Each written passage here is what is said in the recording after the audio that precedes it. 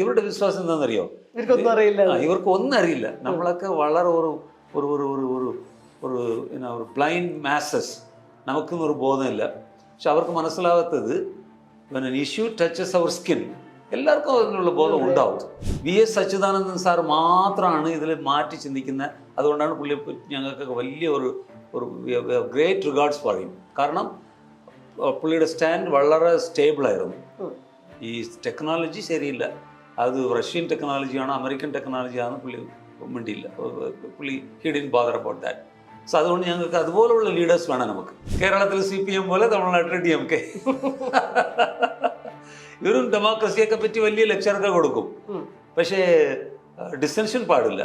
ഞങ്ങൾക്കറിയില്ലേ, ഞങ്ങൾ നിങ്ങൾക്ക് വേണ്ടി ജീവിക്കുന്നവരല്ലേ ഞങ്ങളൊക്കെ. അപ്പം ഞങ്ങളെ ചോദ്യം ചോദിക്കാൻ കഴിയുമോ? അങ്ങനെയുള്ള ഒരു ആറ്റിറ്റ്യൂഡാണ്. വളരെ ഹിപ്പോക്രിറ്റിക്കലാണ്. ഞാൻ പുറത്തു പോയി ടീച്ച് ചെയ്യുന്ന ആളായിരുന്നു. ഇപ്പോൾ പുറത്തു പോകത്തില്ല, ഇപ്പോൾ ജോലിയില്ല, ഇൻകം ഇല്ല, അങ്ങനെ ഇരിക്കുന്നു. കേരളം അല്ലാതെ വേറെ എവിടെയും എന്നെ വിളിക്കത്തില്ല. കേരളത്തിൽ മാത്രമായിരുന്നു, കേരളത്തിലുള്ള കോളേജസിൽ മാത്രമായിരുന്നു. തമിഴ്നാട്ടിൽ ചെന്നൈയിൽ ലോയോല കോളേജ് പോലെ 1-2 ക്രിസ്ത്യൻ ഇൻസ്റ്റിറ്റ്യൂഷൻസ് മാത്രം എന്നെ ക്ഷണിക്കുമായിരുന്നു. ബാക്കി എല്ലാവർക്കും പേടിയാണ്. ഇവിടെ മെഗാ പ്രോജക്റ്റ് ആയിരിക്കണം. 30,000, 40,000, 50,000 കോടി എന്നാൽ അതിൽ 10% കട്ടടിക്കാം. കട്ടും കമ്മീഷനും കിക്ക് ബാക്സും അല്ല ഇവിടുത്തെ വിഷയം. പ്രശ്നം ഇലക്ട്രിസിറ്റി അല്ല, പ്രശ്നം നമ്മുടെ ലൈഫ് സ്റ്റൈൽ, നമ്മുടെ പൊളിറ്റിക്കൽ കൾച്ചർ. ഈ system top to bottom corrupt, conscience ഇല്ലാത്ത ഒരു മെഷീൻ. മഹാത്മാഗാന്ധി പറഞ്ഞു, state is a soulless machine. ഈ മെഷീൻ സോലില്ല, കോൺഷ്യൻസ് ഇല്ല, എത്തിക്സ് ഇല്ല, പൈസ അല്ലാതെ വേറെ ഒന്നും മനസ്സിലാകത്തില്ല. അവർ വയലൻസിൽ ജനിച്ച് വയലൻസിൽ വളർന്ന് വയലൻസിൽ ജീവിക്കുന്നവരാണ്. അവരുടെ സ്റ്റേറ്റ് മെഷീനറി എന്ന് പറയുന്നത് വയലൻസ് ആണ്. അവരുടെ പോലീസും അവരുടെ ആർമിയും അവരുടെ വെപ്പൻസും എല്ലാം വയലൻസ് ആണ്. അപ്പോൾ അവർക്ക് അറിയാത്ത അവർക്ക് മനസ്സിലാകാത്ത ലാംഗ്വേജ് നമ്മൾ സംസാരിക്കണം. ഡിസെൻഷൻ, അപ്പോസിഷൻ, ഒരു ചാലഞ്ച്, ഒരു ഡിബേറ്റ്, ഡയലോഗ് ഒന്നും ആവശ്യമില്ലെന്ന് അവർ വിശ്വസിക്കും. നമ്മൾ തീരുമാനിക്കും. അതെ, ഡെമോക്രാറ്റിക് കൺട്രി അല്ലേ. അപ്പോൾ ആ കൾച്ചർ ഇങ്ങനെ പെർവേഡ് ചെയ്തുകൊണ്ടിരിക്കുകയാണ്. അത് it's poisoning young people's minds also. അതാണ്.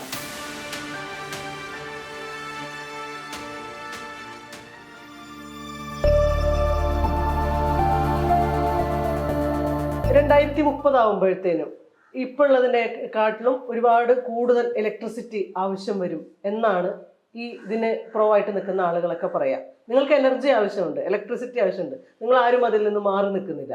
പക്ഷെ ഒരു ന്യൂക്ലിയർ പവർ പ്രോജക്റ്റിനെ പറ്റി പറയുന്ന സമയത്ത് ഇല്ലാത്ത പരിസ്ഥിതി കൺസേൺസ് എല്ലാം വെച്ചിട്ട് നിങ്ങൾ അതിനെ തടയാൻ വരും. നിങ്ങൾ ഇതിനകത്ത് നിന്നാൽ മാറി നിൽക്കുന്നില്ല. യഥാർത്ഥത്തിൽ ഈ ഇലക്ട്രിസിറ്റി ഉണ്ടാക്കാൻ വേണ്ടിയിട്ട് ബദൽ മാർഗങ്ങൾ ഒരുപാട് ഉള്ള ഒരു സ്ഥലമാണ്. എന്ന് മാത്രമല്ല, നിലവിലുണ്ടാക്കുന്ന ഇലക്ട്രിസിറ്റി കൃത്യമായിട്ട് വിനിയോഗം നടത്തുകയും അതിൻ്റെ പ്രസരണം നഷ്ടങ്ങളെയൊക്കെ കുറച്ചുകൊണ്ടുള്ള ഒരു കൃത്യം വിനിയോഗ രീതി രൂപപ്പെടുന്ന ആ ഒരു നയം രൂപപ്പെടുക. അപ്പോൾ ഇതിൻ്റെ ഒരു ബദലായിട്ട് നമുക്ക് അവതരിപ്പിക്കാൻ പറ്റുന്ന പല കാരണങ്ങളില്ലേ? ഇതുകൊണ്ട് മാത്രമേ എനർജി ആവശ്യം സാറ്റിസ്ഫൈ ചെയ്യൂ എന്ന് പറയുന്നത് ഒരു വലിയ കള്ളത്തരമല്ലേ യഥാർത്ഥത്തിൽ? അതിന് നമുക്ക് എങ്ങനെ വിശദീകരിക്കാൻ പറ്റും? അതൊരു വലിയ ഇഷ്യൂ ആണ്. നമ്മുടെ രാജ്യത്തിൽ ഹ്യൂമൻ സെക്യൂരിറ്റി തന്നെ ഇല്ല. അപ്പോൾ ഇവിടെ സംസാരിക്കുന്നത് എനർജി സെക്യൂരിറ്റി എന്നാണ്. ഈ വെസ്റ്റേൺ വേസ്റ്റ്ഫുൾ ലൈഫ് സ്റ്റൈൽ നമുക്ക് ശരിയാവത്തില്ല. ഇത് വെസ്റ്റേണേഴ്സ്, നമ്മൾ വെസ്റ്റേണേഴ്സ് അല്ല. അവരുടെ ലൈഫ് സ്റ്റൈൽ നമുക്ക് ആവശ്യമില്ല. നമ്മുടെ എയർപോർട്ടിൽ ഇങ്ങനെ വലിയ വലിയ ബിൽ ബോർഡുകളൊക്കെ വെച്ച് രാത്രിയും പകലും കത്തിക്കേണ്ട ആവശ്യമില്ല. We have to think differently. We have to think like a leader. നമ്മളൊക്കെ നമ്മുടെ ലീഡേഴ്സൊക്കെ കോളനൈസ്ഡ് ആണ്. ഇവർക്ക് ക്രിയേറ്റീവായിട്ട് ഒറിജിനലായിട്ട് തിങ്ക് ചെയ്യാൻ പറ്റുന്നില്ല. അത് ഇറ്റ്സ് റിയലി പത്തറ്റിക്. നമ്മുടെ നാട്ടിൽ എത്രയോ ഗാന്ധിയും നെഹ്റുവും കാമരാജറും അങ്ങനെയുള്ള ഒരുപാട് ലീഡേഴ്സൊക്കെ ഉള്ള ജനിച്ച രാജ്യമാണ് നമ്മുടെ രാജ്യം. പക്ഷെ ഇപ്പോൾ ഉള്ള contemporary leaders majority of them are colonised. അവർക്ക് വെസ്റ്റേൺ ഡെവലപ്മെൻറ്റ് മോഡൽ അല്ലാതെ വേറെ ഒരു മോഡൽ അവർക്ക് അറിയില്ല. അപ്പോൾ അവർക്ക് ഈ എനർജി എഫിഷ്യൻസി എന്ന് പറയുമ്പോൾ അവർക്കിങ്ങനെ പ്രൊഡ്യൂസ് മോർ, കൺസ്യൂം മോർ അങ്ങനെയുള്ള ഒരു ചിന്താഗതിയാണ്. That is not right. അത് നമ്മൾ സസ്റ്റൈനബിൾ അല്ല. അത് വലിയൊരു ഡേഞ്ചറാണ്. അപ്പോൾ അത് നമ്മൾ ഒരു ചോദ്യം ചോദിക്കേണ്ട ഒരു ആവശ്യമുണ്ട്. We have to question our energy consumption style. രണ്ടാമത് ഈ ഒരു റെഡ്യൂസ് റീയൂസ് എന്നൊക്കെ പറയില്ലേ, നമുക്ക് we have to refuse a lot of things. അവർ പോലെ നമ്മൾ ചെയ്യേണ്ട ആവശ്യമില്ല. ഇപ്പോൾ ഈ ഫാസിൽ ഫ്യൂവൽസ് ഉപയോഗിക്കുന്നതാണ് നമ്മുടെ പ്രശ്നം എന്ന് നമുക്ക് മനസ്സിലായി. അപ്പോൾ തെർമൽ പവർ പ്ലാന്റുകളും ഇങ്ങനെയുള്ള ഓയിൽ എക്സ്ട്രാക്ഷൻ ഈ പരിപാടികളൊക്കെ നിർത്തണം. We have to think originally and creatively. അങ്ങനെയല്ല, നിങ്ങൾ പറഞ്ഞ പോലെ ഒരുപാട് മാർഗങ്ങളുണ്ട്. Wind power, solar power. Germany പറയുന്നത്, ജർമ്മനിയിൽ they get sunlight only 150 days per year. വർഷത്തിൽ 150 ദിവസങ്ങൾ മാത്രമാണ് അവർക്ക് സൂര്യ വെളിച്ചം, ലൈറ്റ്, സൺലൈറ്റ് കിട്ടുന്നത്. വെറും 150 days ആണ്. നമുക്ക് 365 days കിട്ടുന്നുണ്ട്.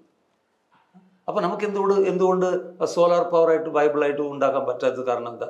നമുക്ക് 7500 kilometer ലോങ് കോസ്റ്റ് ലൈൻ, തീരദേശമുണ്ട്, കടற்കര.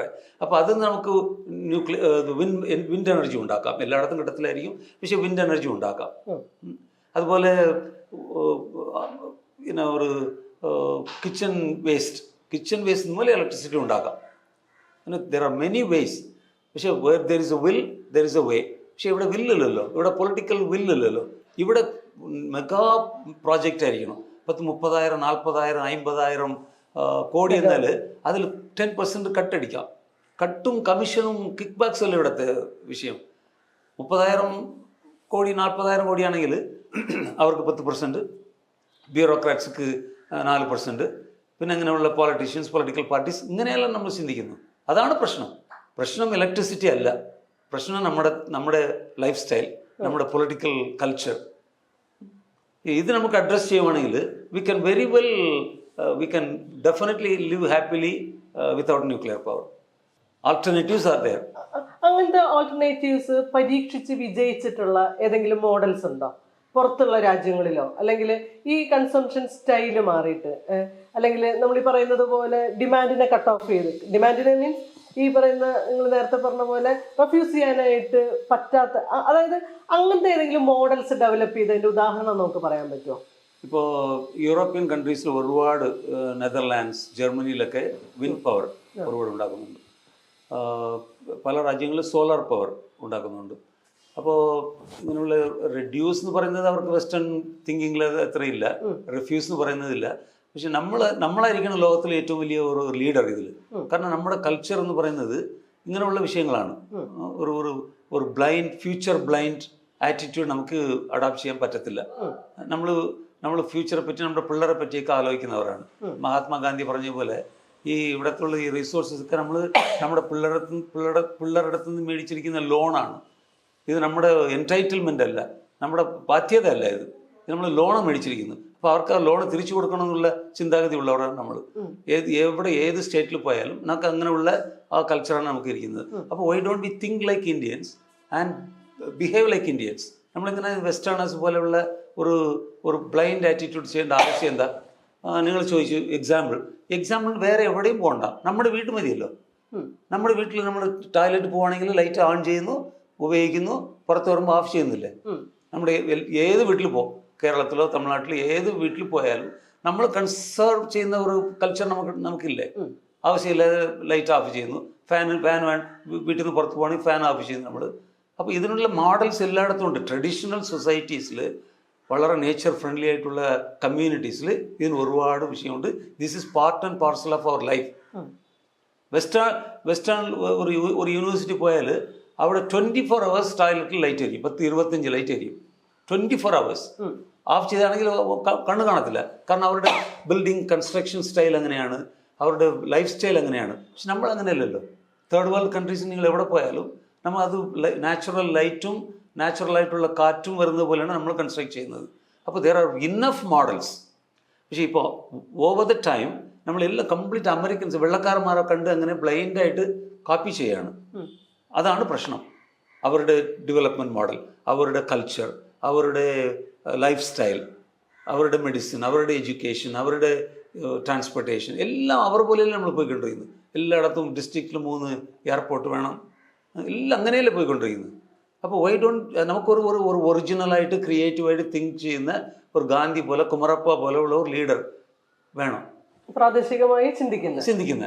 അതെ, അത് നമ്മുടെ പിള്ളേർക്ക് അതുണ്ട്. അമേരിക്കയിൽ ഞാൻ പഠിപ്പിക്കാൻ പോകുന്നതാണ്. അമേരിക്കയിലുള്ള പിള്ളേർ ഈ എസ്റ്റാബ്ലിഷ് മോഡലെ ചോദ്യം ചെയ്യുന്നുണ്ട്. നമുക്കിത് പാർട്ട് ഓഫ് കൾച്ചറാണ്. അപ്പോൾ ആ കൾച്ചറിൽ നമ്മൾ ബിൽഡപ്പ് ചെയ്യാതിൻ്റെ കാരണം ആര്? ഇവരൊക്കെ കോളനൈസ്ഡ് ആയതുകൊണ്ട് ആ ഡെവലപ്മെൻറ്റ് മോഡൽ കോളനൈസ്ഡ് മോഡലായിട്ടിരിക്കുന്നതുകൊണ്ടാണ്. ഒരുപാട് ജനകീയ സമരങ്ങൾ ഉണ്ടായിരുന്ന ഒരു നാടായിരുന്നു ഇന്ത്യ. ഇപ്പം നമ്മളത് പാസ്റ്റ് ടെൻസിൽ പറയേണ്ട ഒരു ഗതികേട് വന്നിട്ടുണ്ട്. ഉണ്ടായിരുന്നു എന്നൊക്കെയാണ് പറയുന്നത്. അപ്പോൾ കൂടംകുളം സമരം തന്നെ 3 വർഷത്തോളം നീണ്ടു നിന്ന അവിടുത്തെ ആ ചുറ്റുമുള്ള 3-4 ഗ്രാമങ്ങളിലെ ആളുകളെ മുഴുവൻ ആ സമരത്തിൽ പങ്കാളികളാക്കിക്കൊണ്ട് ഒരു വയലൻസും റിപ്പോർട്ട് ചെയ്യപ്പെടാത്ത രീതിയിൽ അവരെ ആരോട് ചോദിച്ചാലും എന്തിനാണ് സമരം ചെയ്യുന്നത് എന്ന് പറയാവുന്ന രീതിയിൽ പൊളിറ്റിസൈസേഷൻ ഓഫ് പീപ്പിൾ എന്ന് പറയുന്ന ഒരു രീതിയിൽ ആ ആളുകൾക്ക് അതിനെപ്പറ്റി ധാരണ ഉണ്ടായിരുന്നു. അത്തരം സമരങ്ങൾ ഒരുപാട് ഇന്ത്യയിൽ നടന്നിട്ടുണ്ട്. ഇപ്പം നർമ്മദ സമരം നടക്കുകയാണെങ്കിൽ അങ്ങനെ സംഭവിച്ചിട്ടുണ്ട്. ജയ്താപൂരിലെ സമരത്തിൽ ജനകീയ പങ്കാളിത്തം വലുതായിട്ടുണ്ട്. കേരളത്തിലെ തന്നെ അങ്ങനെ ഒരു പ്രോജക്റ്റ് വന്നില്ലെങ്കിൽ പോലും പെരിങ്ങോം സമരവും ഒക്കെ ഇത്തരത്തിൽ ജനകീയമായിട്ടുള്ള പ്രതിഷേധത്തിൻ്റെ ഒക്കെ ഭാഗമായിട്ട് ഉണ്ടായി വന്നിട്ടുള്ളതാണ്. ഇപ്പോൾ ഏറ്റവും ലേറ്റസ്റ്റ് കർഷക സമരം മാത്രമാണ് ജനകീയ പങ്കാളിത്തമുള്ള ഒരു സമരമായിട്ട് നമുക്ക് ഉയർത്തി കാണിക്കാൻ പറ്റുന്നത്. അതിനെ തന്നെ അവർ നേരിട്ട രീതി നമുക്കറിയാം. പുതിയ കർഷക സമരത്തിന് എത്രത്തോളം മുൻപത്തെ കർഷക സമരത്തെ പോലെ വ്യാപിക്കാനും വിജയിക്കാനും പറ്റും എന്നുള്ളതൊരു ചോദ്യമായിട്ട് നിൽക്കുന്നുണ്ട്. ലോകം മുഴുവൻ ഈ വലതുപക്ഷവൽക്കരണം നടക്കുന്നതിന്റെ ഭാഗമായിട്ട് തന്നെ ഈ വലതുപക്ഷവൽക്കരിക്കപ്പെട്ട ജനതയുടെ ഒരു കോൺസെൻട്രേഷൻ കൂടി വരുന്നത് നമുക്ക് നിരീക്ഷിച്ചാൽ മനസ്സിലാവും. കേരളത്തിൽ ഉൾപ്പെടെ നമുക്ക് ഒരു പരിസ്ഥിതി സമരത്തെക്കുറിച്ചോ ഒക്കെ പറയുന്നവര് തീവ്രവാദികളായിട്ടും ഒക്കെ മാറിക്കൊണ്ടിരിക്കുന്ന ഒരു അവസ്ഥയുണ്ട്. അപ്പൊ ഈ ലോകവ്യാപകമായിട്ട് തന്നെ ഈ പൊളിറ്റിസൈസ് ചെയ്യപ്പെട്ടിരുന്ന ജനത വീണ്ടും അരാഷ്ട്രീയവൽക്കരിക്കപ്പെടുകയോ വലതുപക്ഷവൽക്കരിക്കപ്പെടുകയോ ചെയ്യുന്ന ഒരു സംഗതിയുണ്ട്. അപ്പൊ ഈ കൂടംകുളത്ത് ജനങ്ങൾക്കുള്ളിൽ ജനങ്ങളെ എക്യുപ്ഡ് ആക്കിയിട്ടുള്ള ഒരു നേതാവ് എന്നുള്ള രീതിയിൽ ഈ മാറ്റത്തിന് എങ്ങനെയാണ് നിങ്ങൾ വിലയിരുത്തുക? വളരെ ഡിസ്റ്റർബിംഗ് ആയിട്ടുള്ള ഒരു ഡെവലപ്മെൻ്റാണിത്. കാരണം ഇവരുടെ പൊളിറ്റിക്കൽ ഐഡിയോളജി എന്ന് പറയുന്നത് ഫാസിസം എന്ന് പറയുന്നത് ഞങ്ങൾക്കറിയാം, നിങ്ങൾക്ക് എന്താ ആവശ്യമുള്ളതെന്ന് ഞങ്ങൾക്കറിയാം. നമ്മൾ തീരുമാനിക്കും. Father knows best. അച്ഛനക്കറിയാം, പിള്ളേർക്കൊന്നും അറിയില്ല. ഫാദർ ഡിസൈഡ് ചെയ്യും. അപ്പോൾ അതിൻ്റെ ഇടയ്ക്ക് നിങ്ങൾ എന്തെങ്കിലും ഡിസെൻഡ് ചെയ്യുവാണെങ്കിൽ then you are standing up to the authority. അപ്പോൾ നിങ്ങൾ അതോറിറ്റി ചോദ്യം ചോദിക്കുന്നു. അപ്പോൾ നിങ്ങൾ വിശ്വസിക്കുന്നില്ല. അപ്പോൾ നിങ്ങൾ ഒരു ആൻറ്റി നാഷണൽ, ഒരു അർബൻ നക്സൽ, അതെ, മാവോയിസ്റ്റാണ്. ഇവിടെ Tamil tiger, foreign funded, India develop ചെയ്യാൻ പാടില്ല വേണ്ടി പുറത്തുനിന്ന് പൈസ മേടിച്ചുകൊണ്ട് നിങ്ങൾ അതിനു വേണ്ടി ചെയ്യുന്ന ആൾക്കാരാണ്. Foreign funded, foreign stooge, American agent, ഇങ്ങനെയുള്ള ഒരു ചെറിയ ഒരു ലിസ്റ്റ് അവർ വെച്ചിരിക്കുന്നു. അവർ മാത്രമാണ് 100% പ്യുവർ, പ്രിസ്റ്റീൻ, ഹോലി, സേക്രഡ് ആൾക്കാർ. മറ്റേ ഫാസിസ്റ്റുകൾ മാത്രമാണ്. അപ്പോൾ ആ കൾച്ചർ സീപ്പിനായിപ്പോയി. അപ്പോൾ നിങ്ങൾ ഇങ്ങനെയുള്ള ഒരു ഡിസെൻഷൻ, അപ്പോസിഷൻ, ഒരു ചാലഞ്ച്, ഒരു ഡിബേറ്റ്, ഡയലോഗ് ഒന്നും ആവശ്യമില്ലെന്ന് അവർ വിശ്വസിക്കുന്നു. നമ്മൾ തീരുമാനിക്കും. അതെ, ഡെമോക്രാറ്റിക് കൺട്രി അല്ലേ ഇത്. അപ്പോൾ ആ കൾച്ചർ ഇങ്ങനെ പെർവേഡ് ചെയ്തുകൊണ്ടിരിക്കുകയാണ്. അത് it's poisoning young people's minds also. അതാണ്. അപ്പോൾ ചെറിയ പിള്ളേർ എന്താ അവരങ്ങനെ കൺവിൻസ്ഡ് ആകുന്നു. അത് എന്തിനാവശ്യം ഇവരൊക്കെ അമേരിക്കൻ കൈക്കൂലി എന്ന് പറഞ്ഞപ്പോൾ അവരത് വിശ്വസിക്കുന്നു. അങ്ങനെയായിരിക്കും. അപ്പോൾ ഇവരൊക്കെ ഇന്ത്യക്ക് എതിരായിട്ടുള്ളവരാണ്. ഞങ്ങളാണ് ഇന്ത്യ, ഞങ്ങളുടെ ജനറേഷൻ, അപ്പോൾ ഞങ്ങളുടെ ഫ്യൂച്ചറെ നശിപ്പിക്കുന്നു ഇവരൊക്കെ. അങ്ങനെയാണ് അവരെ കൺവിൻസ് ചെയ്യുന്നത്. അത് വളരെ ഡേഞ്ചറസ് ആണ്. നമ്മൾ പിള്ളേരെ പൊളിറ്റിസൈസ് ചെയ്യേണ്ട ആവശ്യമുണ്ട്. ഒരു പൊളിറ്റിക്കൽ എഡ്യൂക്കേഷൻ ഇപ്പോൾ ഇവിടെ ഇല്ലല്ലോ, എവിടെയില്ല. പിള്ളേർ ഇങ്ങനെ കൂടി സംസാരിക്കുന്നത്, പബ്ലിക് ഇഷ്യൂസ് പറ്റി ഒരു ഡിബേറ്റ്, ചർച്ച ഒന്നുമില്ല.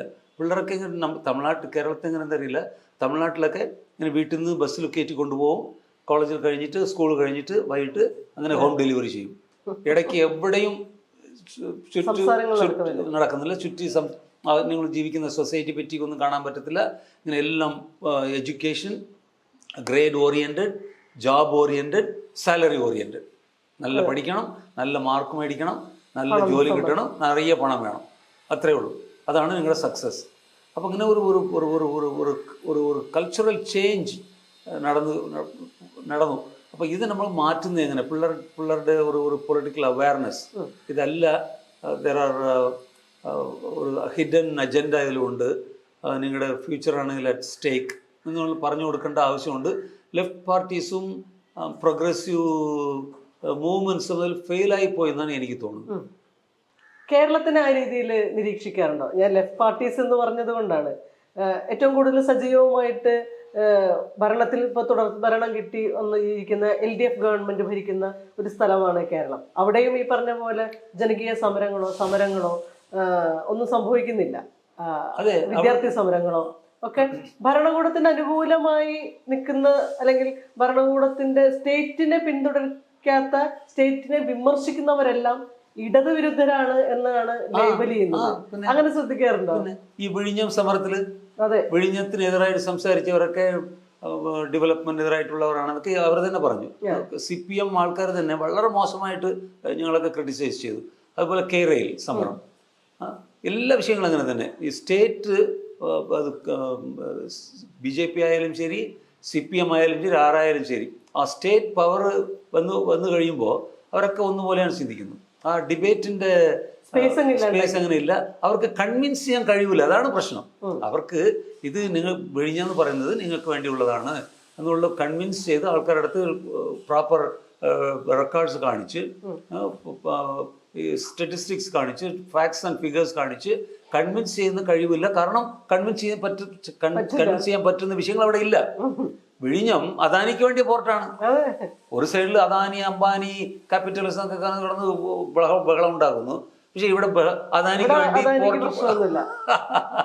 അപ്പോൾ അതിൽ ഇവരുടെ ഫെയിലിയേഴ്സ് ആണ്, ഇവരുടെ ഫെയിലിയറാണ്. ഇപ്പോൾ സിവിൽ സൊസൈറ്റി നന്നായിട്ട് തന്നെ ഇരിക്കുന്നു. പക്ഷേ ഈ പൊളിറ്റിക്കൽ പാർട്ടീസിൻ്റെ, ഈ പൊളിറ്റിക്കൽ ഗവൺമെൻറ്, ഈ സ്റ്റേറ്റും സെൻട്രൽ ഗവൺമെൻറ് നടത്തുന്നവരുടെ പ്രശ്നങ്ങളാണ്. CPM വളരെ ഹിപ്പോക്രറ്റിക്കലായിട്ടിരിക്കുന്നു. ഇവിടെ തന്നെ ഇനി കുടംകുളം വേണം, പക്ഷേ അമേരിക്കൻ റിയാക്ടർ പറഞ്ഞ വിരുതി കോവാട വേണ്ട. ഇത് റഷ്യൻ റിയാക്ടർ. അതെ, ഇവിടെ ഒന്നും പ്രശ്നം ഉണ്ടാകത്തില്ല. VS അച്യുതാനന്ദൻ സാർ മാത്രമാണ് ഇതിൽ മാറ്റി ചിന്തിക്കുന്നത്. അതുകൊണ്ടാണ് പുള്ളി ഞങ്ങൾക്കൊക്കെ വലിയ ഒരു ഗ്രേറ്റ് റിഗാർഡ്സ് ഫോർ ഹിം. കാരണം പുള്ളിയുടെ സ്റ്റാൻഡ് വളരെ സ്റ്റേബിളായിരുന്നു. ഈ ടെക്നോളജി ശരിയില്ല, അത് റഷ്യൻ ടെക്നോളജിയാണ്, അമേരിക്കൻ ടെക്നോളജിയാണ്, പുള്ളി മിണ്ടിയില്ല. പുള്ളി he didn't bother about that. So അതുകൊണ്ട് ഞങ്ങൾക്ക് അതുപോലുള്ള ലീഡേഴ്സ് വേണം നമുക്ക്. പക്ഷെ ഇവിടെ ഇരിക്കുന്നവരൊക്കെ എല്ലാം ഹിപ്പോക്രിറ്റിക്കൽ, ഒരു വിഷിവാശി, power loving, people hating personalities ആയിട്ടിരിക്കുന്നു. ഇത്തരം സമരങ്ങളിൽ ഞാൻ സമരങ്ങളെ മുൻനിർത്തിയിട്ട് ചോദിക്കുകയാണ്, തമിഴ്നാട്ടിലെ അവസ്ഥ എന്താണ്? തമിഴ്നാട്ടിലും ഇതുപോലുള്ള ഒരുപാട് പ്രോജക്റ്റുകളും സമരങ്ങളും ഒക്കെ ഉണ്ടായിട്ടുള്ളൊരു നാട് തന്നെയാണല്ലോ. അങ്ങനത്തെ ഒരു ട്രഡീഷൻ ഉണ്ട്. ആളുകളെ നമുക്ക് വേണമെങ്കിൽ ആ രീതിയിൽ എക്യുപ്ഡ് ആക്കാൻ പറ്റുന്ന ഒരു സംഗതിയാണ്. തമിഴ്നാട്ടിലെ സ്ഥിതി എന്താ? കേരളത്തിൽ CPM പോലെ തമിഴ്നാട്ടിൽ DMK. ഇവരും ഡെമോക്രസിയൊക്കെ പറ്റി വലിയ ലെക്ചറൊക്കെ കൊടുക്കും. പക്ഷേ ഡിസ്റ്റൻഷൻ പാടില്ല. ഞങ്ങൾക്കറിയില്ലേ, ഞങ്ങൾ നിങ്ങൾക്ക് വേണ്ടി ജീവിക്കുന്നവരല്ലേ ഞങ്ങളൊക്കെ. അപ്പം ഞങ്ങളെ ചോദ്യം ചോദിക്കാൻ കഴിയുമോ? അങ്ങനെയുള്ള ഒരു ആറ്റിറ്റ്യൂഡാണ്. വളരെ ഹിപ്പോക്രിറ്റിക്കലാണ്. വളരെ എന്താ പറയുക, ഇപ്പോൾ മധുരൈൻ്റെ അടുത്ത് ഒരു പ്രോജക്റ്റിന്, ടങ്സ്റ്റൺ എക്സ്കവേഷൻ പ്രോജക്റ്റ്, അതിന് അപ്പോസ് ചെയ്തു. പക്ഷേ ചെന്നൈ മീനമ്പാക്കം എയർപോർട്ട് എക്സ്പാൻഷൻ അവർ സപ്പോർട്ട് ചെയ്യുന്നു. പലായിരക്കണക്കിലുള്ള ലാൻഡ് അവർ എടുക്കാൻ പോകുന്നു. അപ്പോൾ അവിടെ ഉള്ള കർഷകരൊക്കെ ഇത് എതിർക്കുന്നു. അപ്പോൾ നിങ്ങൾക്ക് ഒന്ന് പൊളിറ്റിക്കൽ സ്റ്റാൻഡ് എന്താ ചെയ്യണം? വാട്ടർ ബോഡീസ് നശിപ്പിക്കാൻ പാടില്ല, ഫെർട്ടൈൽ അഗ്രികൾച്ചർ ലാൻഡ് നശിപ്പിക്കാൻ പാടില്ല. അങ്ങനെയുള്ള ഒരു പ്രിൻസിപ്പിൾഡ് സ്റ്റാൻഡ് ആയിരിക്കണം. പക്ഷെ അവിടെ ഞങ്ങൾക്ക് ഫേവറബിളായിട്ടുള്ള, ഞങ്ങളുടെ സ്വന്തത്തിലുള്ളവരുടെ കൺസ്ട്രക്ഷൻ കമ്പനി ഇതിന് അനുകൂലമായിട്ടിരിക്കുന്നതുകൊണ്ട് അവിടെ വേണം. പക്ഷേ ഇവിടെ ഒരുപാട് ഒരു പർട്ടിക്കുലർ ജാതിക്കാരുടെ വോട്ടുണ്ട്. അപ്പോൾ അതുകൊണ്ട് ഇവിടെ വേണ്ട. അങ്ങനെയുള്ള ഒരു വിഷിവാശി സ്റ്റാൻഡാണ്, ഒരു പ്രിൻസിപ്പിൾഡ് സ്റ്റാൻഡ് അല്ല. പിന്നെ പീപ്പിൾ ഫസ്റ്റ് എന്നുള്ള ചിന്താഗതി ഇല്ല. Commission first. പൈസയുടെ ആവശ്യമുണ്ട്. കാരണം ഇലക്ഷനിൽ ജയിക്കണമെങ്കിൽ പൈസ അല്ലാതെ പറ്റത്തില്ല. ഇങ്ങനെയുള്ള ഒരു ഡേർട്ടി പോളിറ്റിക്സ് ആണ് ഇവിടെ നടക്കുന്നത്. I'm not happy with DMK government. ഇവിടുത്തെ എനർജി സെക്ടറിന്റെ അവസ്ഥ എന്താണ്? അതായത് കേരളത്തിനെ അപേക്ഷിച്ച് കമ്പയർ ചെയ്തിട്ട് നോക്കുന്ന സമയത്ത് വിൻമില്ലിനുള്ള, ഇത്തരം റിന്യൂവബിൾ എനർജി റിസോഴ്സിനുള്ള സാധ്യത കൂടുതലുള്ള സ്ഥലമാണല്ലോ തമിഴ്നാട്. അവിടെ അത്തരത്തിലുള്ള പ്രോജക്റ്റുകളുണ്ടോ? ഇവിടുത്തെ ഇലക്ട്രിസിറ്റിന്റെ ഒരു അവസ്ഥ എന്താ? നമ്മുടെ വീട്ടിൽ നിന്ന് പുറത്തിറങ്ങി നോക്കിയാൽ കാണാം, പല 1000 വിൻമിൽസ് ഉണ്ട്. ഇവിടെ 6000 മെഗാവാട്ട് ഇലക്ട്രിസിറ്റി പ്രൊഡക്ഷൻ നടക്കുന്നുണ്ട്. അവരുടെ ആ സമ്മേളനത്തിന്റെ നേതാവ് പറയാണ്, ഞങ്ങളുടെ നിന്ന് ഇലക്ട്രിസിറ്റി മേടിക്കുന്നില്ല, അങ്ങനെ മേടിക്കുന്ന ഇലക്ട്രിസിറ്റിക്ക് പ്രോപ്പർ ടൈമിൽ പൈസ തിരിച്ചു തരുന്നില്ല. മേടിക്കാത്തത് എന്തുകൊണ്ടാണ്? ഇവിടെ നിന്ന് മേടിക്കുന്നേക്കാൾ അദാനിയുടെ അടുത്ത് മേടിച്ചാൽ ഒരുപാട് പൈസ കിട്ടും. ഓഹോ. പിന്നെ അപ്പൊ ഇവര് ഉണ്ടാക്കുന്ന ഇലക്ട്രിസിറ്റി എന്ത് ചെയ്യും? അങ്ങനെ എൻകറേജ് ചെയ്യത്തില്ല, മേടിക്കത്തില്ല, പൈസ കൊടുക്കത്തില്ല, അടച്ചിടുക. അങ്ങനെ ഒരുപാട് പോളിറ്റിക്സ് ഇവിടെ നടക്കുന്നുണ്ട്. അതായത് നമുക്ക് റിസോഴ്സസ് ഉണ്ട്, നമുക്ക് വയബിൾ ആക്കാം, ഇത് കമേഴ്ഷ്യലി വയബിൾ ആക്കാം. പക്ഷെ പൊളിറ്റിക്കൽ ബില്ലില്ല. പൊളിറ്റിക്കൽ ബില്ലില്ലാത്തതിന്റെ കാരണം എവിടെ കമ്മീഷൻ അധികം കിട്ടുമോ, എവിടെ പൈസ അധികം ഉണ്ടാക്കാൻ പറ്റുമോ അതിൽ പോകുന്നു. ഒരു അദാനിയുടെ കമ്പനിയിൽ നിന്ന് തെർമൽ പവർ പ്ലാന്റിൽ നിന്ന് ഇലക്ട്രിസിറ്റി മേടിച്ചാൽ പൈസ ഒരുപാട്, കമ്മീഷൻ ഒരുപാട് കിട്ടും. അവൻ്റെ ഇവിടെ നടക്കത്തില്ല. അപ്പോൾ ഇവർക്ക് നേച്ചറിന് വേണ്ടിയോ പീപ്പിളിന് വേണ്ടിയുള്ളവരല്ല. അതാണ് പ്രശ്നം. നമുക്ക് ഒരു ഹോണസ്റ്റ് ആയിട്ട് ഇന്റഗ്രിറ്റി ഉള്ള ഇവിടെ ജീവിക്കുന്ന മനുഷ്യർക്ക് വേണ്ടിയുള്ള ഒരു നേതാവ് വരുന്നാൽ, ഒരു ഗവൺമെന്റ് വന്നാൽ നമുക്ക് ഇതിനെപ്പറ്റി നിങ്ങളും ഞാനും ഇവിടെ നിന്ന് സംസാരിക്കേണ്ട ആവശ്യമില്ല. പക്ഷെ ഇവിടെ സംഭവിക്കുന്ന അങ്ങനെയല്ല. അതുകൊണ്ടാണ് നമ്മൾ ചോദ്യം ചോദിക്കേണ്ട ആവശ്യം വരുന്നു. അപ്പൊ ഇത്തരത്തിലുള്ള ഇപ്പൊ ഇത് എനിക്കൊരു പുതിയ സംഗതിയാണ്. അങ്ങനെ വാങ്ങിക്കാൻ തയ്യാറാവുന്നില്ല എന്ന് പറയുന്നത്. അപ്പൊ ഈ പറയുന്ന ഇത് ഒരാളുടെ പ്രോജക്റ്റ് ആണോ, ഒരുപാട് ആളുകളുടെ ഇൻഡിവിജ്വൽ പ്രോജക്ട്സ് ആണ്. 2 വിൻമില്ലുള്ളവർ ഉണ്ടാവും, 20 വിൻമില്ലുള്ളവർ ഉണ്ടാവും. പക്ഷെ അപ്പൊ നിങ്ങൾ മേടിക്കാതെ വിട്ട് പൈസ തിരിച്ചു പ്രോപ്പർ ടൈമിൽ പൈസ കൊടുക്കാൻ വരുന്നതിൽ അവർക്ക് അത് ബിസിനസ് വയബിൾ ആകത്തില്ല, അടച്ചിട്ട് പോകും. പിന്നെ അപ്പോൾ അത് കാണിച്ച് നമ്മൾ എന്ത് ചെയ്യാം പറ്റില്ല. വിൻഡ്മിൽ അവർ അടച്ചിട്ട് വർക്ക് ചെയ്യുന്നില്ല, അത് അവർ വിശ്വസിക്കാൻ പറ്റത്തില്ല. നമുക്ക് അദാനിയാണ് ഏറ്റവും മോസ്റ്റ് റിലയബിൾ. അപ്പോൾ നമുക്ക് അദാനി അടുത്ത് പോവാം. ഈ IAS ഞാൻ പറയുന്നില്ല, ഈ IAS ഓഫീസേഴ്സ്, ഈ ബ്യൂറോക്രാറ്റ്സ്, ഈ പോളിറ്റീഷ്യൻസ് ഒക്കെ സെൽഫ് സർവിങ് ആണ്. മോസ്റ്റ്ലി, എല്ലാവരും പറയാൻ പറ്റത്തില്ല, മോസ്റ്റ്ലി സെൽഫ് സർവിങ്. ഈ system top to bottom corrupt, conscience ഇല്ലാത്ത ഒരു മെഷീൻ. മഹാത്മാഗാന്ധി പറഞ്ഞു, state is a soulless machine. Soulless machine. ഈ മെഷീൻ സോലില്ല, കോൺഷ്യൻസ് ഇല്ല, എത്തിക്സ് ഇല്ല, പൈസ അല്ലാതെ വേറെ ഒന്നും മനസ്സിലാകത്തില്ല. അതാണ് പ്രശ്നം. ഈ കൂടംകുളം സമരത്തിന്റെ 3 വർഷത്തിന് ശേഷം ആ സമരം ഒരു മാതൃകാപരമായിട്ടുള്ള ഒരു ജനകീയ സമരമായിരുന്നു യഥാർത്ഥത്തിൽ. അത് ഒരു ഘട്ടത്തിൽ നമുക്ക് അവസാനിപ്പിക്കേണ്ടി വന്നു. അതിനുശേഷമുള്ള ആ സമരോത്സുകരായ ജനതയുണ്ടല്ലോ, അതർവൈസ് വൈകാരികമായിട്ടുള്ള ജനതയും കൂടിയിട്ടാണത്. അവിടെ വന്നിട്ടുള്ള ഒരാളെന്നുള്ള രീതിക്ക് മനസ്സിലാവും. അവർ ഇപ്പോഴും കൂടംകുളം പ്രവർത്തിച്ചു തുടങ്ങി. അവർക്കറിയാം അത് അവിടെ പാടില്ലായിരുന്നു. നമ്മൾ ഒരുപാട് സമരം നടന്നു, ചെയ്തു, വിജയിച്ചില്ല. സ്ത്രീകളുണ്ടായിരുന്നു, കുട്ടികളുണ്ടായിരുന്നു. ആ തലമുറ മുഴുവൻ ആണവ വിരുദ്ധ പോരാളികളായിരുന്നു. അവർക്ക് പിന്നീടുള്ള അവരുടെ ജീവിതവും അതിനെന്താ സംഭവിച്ചത്? അവരെങ്ങനെയാണ് രാഷ്ട്രീയമായി മാറിയത്? അതൊരു വലിയ ട്രാജിക് സ്റ്റോറിയാണ്. കാരണം സമരത്തിൽ ഇടപെട്ടവരൊക്കെ ഒരുപാട് കേസുകൾ ഇട്ടു. 359 കേസ്. ഇന്ത്യയിലെ ഏറ്റവും വലിയ കേസ് ഇട്ടത് ഇവിടെയാണ്, കൂടംകുളം സമരത്തിലാണ്. അപ്പോൾ ഒരുപാട് പേർക്ക് പോലീസ് നോ ഒബ്ജെക്ഷൻ സർട്ടിഫിക്കറ്റ് കിട്ടിയില്ല. പിള്ളേർക്ക് പുറത്തു പോകാനുള്ളവർക്ക്, ഗവൺമെൻറ് ജോലി കിട്ടുന്നവർക്കൊക്കെ NOC കിട്ടിയില്ല. ഒരുപാട് പേർക്ക് പാസ്പോർട്ട് കിട്ടിയില്ല. പാസ്പോർട്ട് തടഞ്ഞു, അല്ലെങ്കിൽ പാസ്പോർട്ട് പുതിയതായിട്ട് അപ്ലൈ ചെയ്യാൻ പറ്റത്തില്ല. അങ്ങനെ എംപ്ലോയ്മെൻറ്റ് ഓപ്പർച്യൂണിറ്റീസ് ഇല്ലാതായവർ ഒരുപാട് പേരുണ്ട്. പിന്നെ എനിക്ക് 12 വർഷം കഴിഞ്ഞ് ഇപ്പോഴാണ് ഞാൻ പാസ്പോർട്ട് കേസിട്ട് മേടിച്ചതാണ്. അങ്ങനെ ഒരുപാട് പിള്ളേർക്ക് പോലീസ് സ്റ്റേഷനിൽ പോകുമ്പോൾ അവർ നോക്കിയിട്ട് പറയും, അവൻ്റെ പേരിൽ കേസുണ്ട്. അപ്പോൾ പാസ്പോർട്ട് പോലീസ് റിപ്പോർട്ട് കൊടുക്കണമല്ലോ, ആ റിപ്പോർട്ടിൽ പറയും പുള്ളിക്ക് കേസുണ്ട്, കൊടുക്കാൻ പറ്റത്തില്ല. അങ്ങനെ ഒരുപാട് തൗസൻഡ്സ് ഓഫ് കൊച്ചു പിള്ളേർ ഇങ്ങനെ ജീവിതം നശിപ്പിച്ചു. ഡെലിബറേറ്റ് ചെയ്തതാണ് ഒന്ന്. അതുപോലെ ഈ കേസ്, ചില കേസസ് ട്രയൽ വന്നു. അപ്പോൾ അതിലുള്ളവർ കോർട്ടിൽ പോകണം. അതായത് ഒരു പർപ്പസ്ഫുള്ളായിട്ട് കഷ്ടപ്പെടുത്തുന്നതാണ്. അപ്പോൾ മറ്റവർ കാണുമല്ലോ, നോക്കിക്കൊണ്ട് ഇനി ഫ്യൂച്ചറിൽ ഇങ്ങനെയുള്ള വിഷയങ്ങളിൽ നമ്മൾ ഇടപെടാതിരിക്കുന്ന ബെറ്റർ. അങ്ങനെ ഞങ്ങൾക്ക് ഒരു അറ്റംപ്റ്റ് മർഡർ കേസ് ഉണ്ടായിരുന്നു, പല വർഷങ്ങളായിട്ട് നടന്നു. അവസാനം ഞങ്ങളെ വിട്ടു. അപ്പോൾ ഇത് ഇപ്പോൾ വീണ്ടും ഒരു കേസ് ചാർജ് ഷീറ്റ് ഫയൽ ചെയ്തിരിക്കുന്നു. പോലീസ് DGP ഞങ്ങൾ കൊല്ലാൻ ശ്രമിച്ചു. പുള്ളിയുടെ ബോഡി ഗാർഡിൻ്റെ ഗൺ ഞങ്ങൾ പറിച്ചെടുത്തു എന്നൊക്കെ ഉള്ള കേസ് ചാർജ് ഷീറ്റ് ഇട്ടിരിക്കുന്നു. അപ്പോൾ ഇതൊക്കെ ഒരു ഹറാസ്മെൻ്റ് ആണ്. നിങ്ങളൊക്കെ ഇങ്ങനെ കണ്ടില്ലേ, കോർട്ടിലെടുക്കും, ഞങ്ങളെ കഷ്ടപ്പെടുത്തും. അപ്പോൾ ഇനി ഫ്യൂച്ചറിൽ ഇതുപോലുള്ള വിഷയങ്ങൾ ഇടപെടാതിരിക്കുന്ന ബെറ്റർ. ഇങ്ങനെയുള്ള ഒരു മെസ്സേജ് ഇൻഡയറക്റ്റ് ആയിട്ട് വന്നുകൊണ്ടിരിക്കുന്നു. ആൾക്കാർക്ക് ഒരു പേടി ഉണ്ടായി. ആദ്യം വളരെ നമ്മളൊരു ഇൻഡിപെൻഡൻറ്റ് കൺട്രിയാണ്, അതേ ഒരു ഇൻഡിപെൻഡൻ്റ് ആയിട്ടുള്ള രാജ്യമാണ്, നമുക്ക് ഇഷ്ടമില്ലെങ്കിൽ നമുക്ക് പറയാം, ഒരു ഫ്രീഡം ഓഫ് സ്പീച്ച് അത് ഉള്ള ഒരു രാജ്യമെന്ന് തോന്നലുണ്ടായിരുന്നു. ഇപ്പം അങ്ങനെയല്ല. ഇപ്പോൾ പുറത്തിറങ്ങിയാൽ നമുക്ക് കേസുണ്ടാവും, നമ്മൾ ശല്യപ്പെടുത്തും. ഈ ഇൻ്റലിജൻസ് ഇതൊരു സർവൈലൻസ് സ്റ്റേറ്റ് ആണല്ലോ, നമ്മൾ we are all under surveillance. അപ്പോൾ ഈ സർവൈലൻസ് നമുക്ക് വേണ്ട, ആവശ്യമില്ല.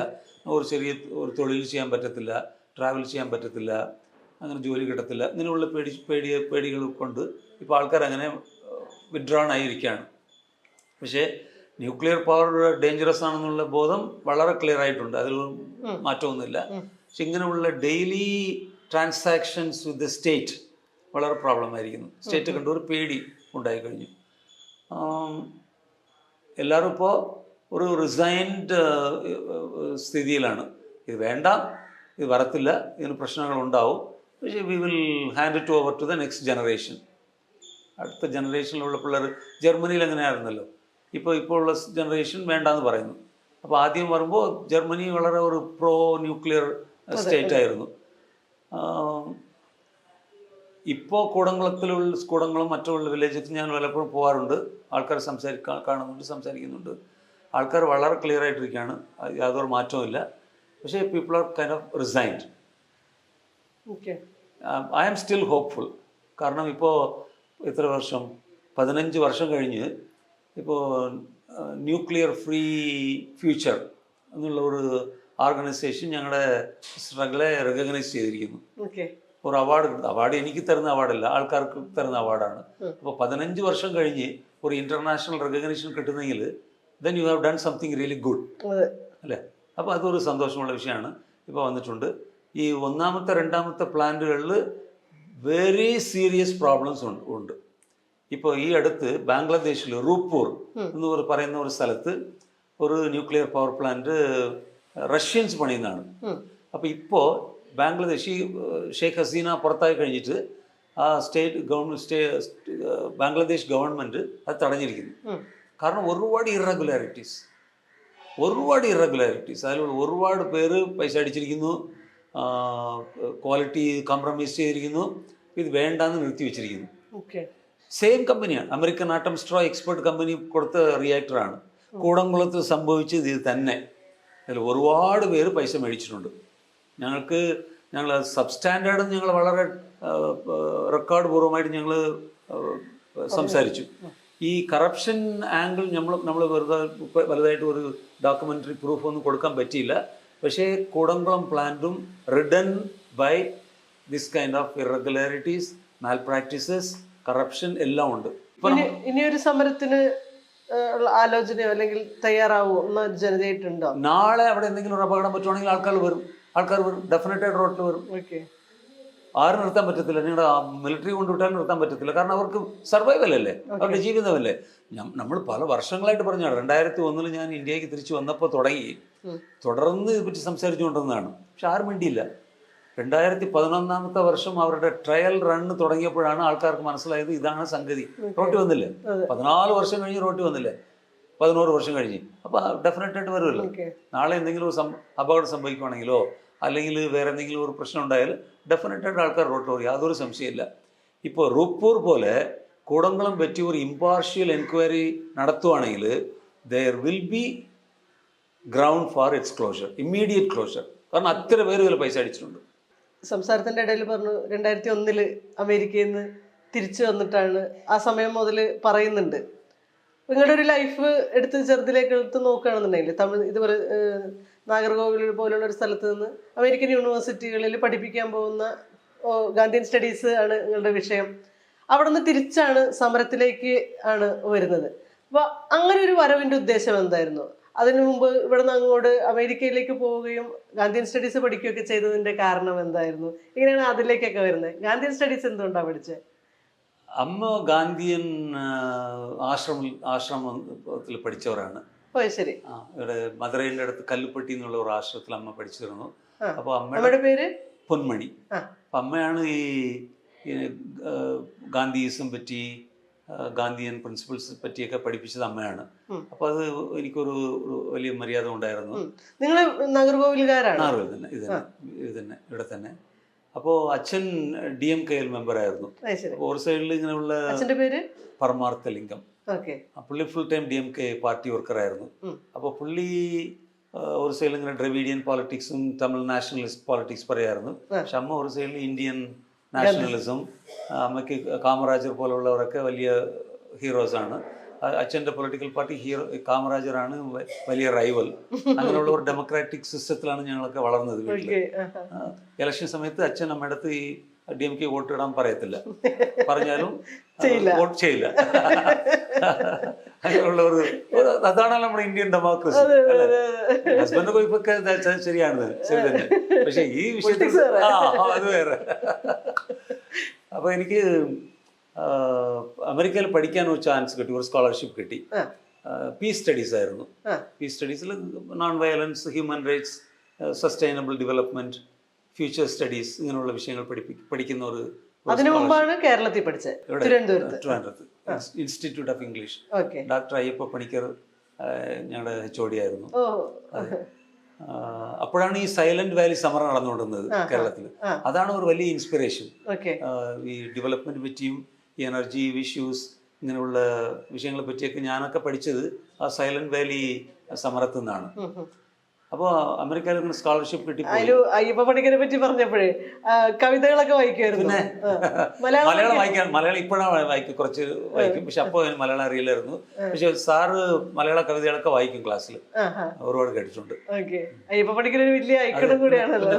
അതെ, ഈയിടയ്ക്ക് പോയിരുന്നു, ഞാൻ ഇൻസ്റ്റിറ്റ്യൂട്ടിൽ പോയിരുന്നു. സാറിന്റെ വലിയ ഫോട്ടോ ഒക്കെ ഉണ്ട് അവിടെ. അവിടുത്തെ സ്റ്റാഫോട് സംസാരിച്ചുകൊണ്ട് വന്നു. എന്നിട്ട് അപ്പൊ അമേരിക്കയിൽ പോയി സെക്കൻഡ് MA പീസ് സ്റ്റഡീസിൽ പഠിച്ചു. അത് കഴിഞ്ഞിട്ട് PhD ചെയ്തു അവിടെ. അങ്ങനെ 12 വർഷം അവിടെയായിരുന്നു. പിന്നെ അവിടെ ഒരു യൂണിവേഴ്സിറ്റി ഓഫ് മിനസോട്ടയിൽ ജോലി ചെയ്തു, പഠിപ്പിക്കായിരുന്നു ഇതേ വിഷയം. ഇതും പിന്നെ പോവർട്ടി റിലേറ്റഡ് ഇഷ്യൂസ്, ഡെവലപ്മെന്റ്, അങ്ങനെയുള്ള വിഷയങ്ങൾ, non violence, human rights, future studies, ഇങ്ങനെയുള്ള കോഴ്സുകൾ പഠിപ്പിക്കായിരുന്നു. പിന്നെ അത് കഴിഞ്ഞിട്ട് ഞങ്ങൾ വേണ്ട, തിരിച്ച് നാട്ടിൽ പോകാമെന്ന് വെച്ചു. അത് തന്നെ ആദ്യം പ്ലാൻ ആയിരുന്നു. അവിടെ പോയി അവിടെ കൂടേണ്ട ആവശ്യമില്ല, വീട്ടിൽ വന്നിട്ട്, നാട്ടിൽ വന്നിട്ട് ഇവിടെ എന്തെങ്കിലും ചെയ്യാം. ഒന്ന് രാഷ്ട്രീയം, പക്ഷെ അതെനിക്ക് വളരെ വലിയ ഇൻട്രസ്റ്റ് ഇല്ലായിരുന്നു. അപ്പോൾ ഇവിടെ ഒരു സ്കൂൾ തുടങ്ങി നമ്മളെപ്പോലുള്ള പിള്ളേർക്ക്, കുറച്ച് പേർക്ക് വിദ്യാഭ്യാസം കൊടുത്ത് അവരെ ഒരു മോഡേൺ എഡ്യൂക്കേഷൻ കൊടുക്കാം, അവരെ കൈതൂക്കി വിടാമെന്നുള്ള ഒരു പ്ലാനായിരുന്നു. അങ്ങനെ തിരിച്ചു വന്നത്.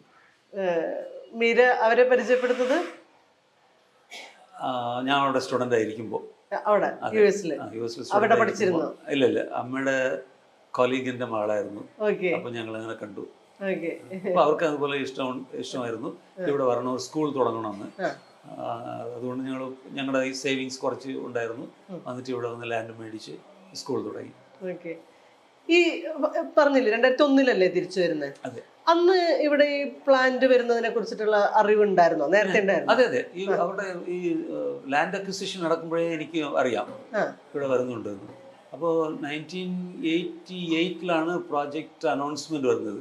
86 ചെർണോബിൽ ആക്സിഡന്റ്. 89 ടൈമിലാണ് ഞാൻ അമേരിക്കയിൽ പോകുന്നത്. അപ്പോൾ ഇവിടെ ഒരു Y David, George Gomez, doctor Lal Mohan എന്നുള്ളവരൊക്കെ അതിനെതിരായിട്ട് ഓർഗനൈസ് ചെയ്യായിരുന്നു. അപ്പൊ എനിക്ക് അതൊക്കെ അറിയാം. വൈ ഡേവിഡ് എന്നൊക്കെ പറയുന്നത് കന്യാകുമാരി ആളാണ്, പക്ഷെ മധുരയിൽ ജീവിക്കായിരുന്നു. വൈ ഡേവിഡ് 1988 പ്രോജക്റ്റ് പ്രപ്പോസ് ചെയ്ത സമയത്ത് ആൾക്കാരൊക്കെ ഓർഗനൈസ് ചെയ്യുമായിരുന്നു പുള്ളി. അപ്പോൾ വലിയ സമരമൊക്കെ ഉണ്ടായിരുന്നു. രാജീവ് ഗാന്ധി ഫൗണ്ടേഷൻ ലേയിങ് സെറിമണിക്ക് വരുന്ന ഒരു പ്ലാനായിരുന്നു. പക്ഷെ ഈ ലോക്കൽ അപ്പോസിഷൻ ആയതുകൊണ്ട് പുള്ളി അത് ക്യാൻസൽ ചെയ്തു.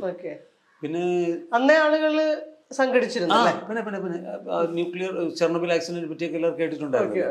പിന്നെ 89-90 ആ കാലഘട്ടത്ത് സോവിയറ്റ് യൂണിയൻ കൊളാപ്സായി, മിഖൈൽ ഗോർബച്ചോവ് പോയി.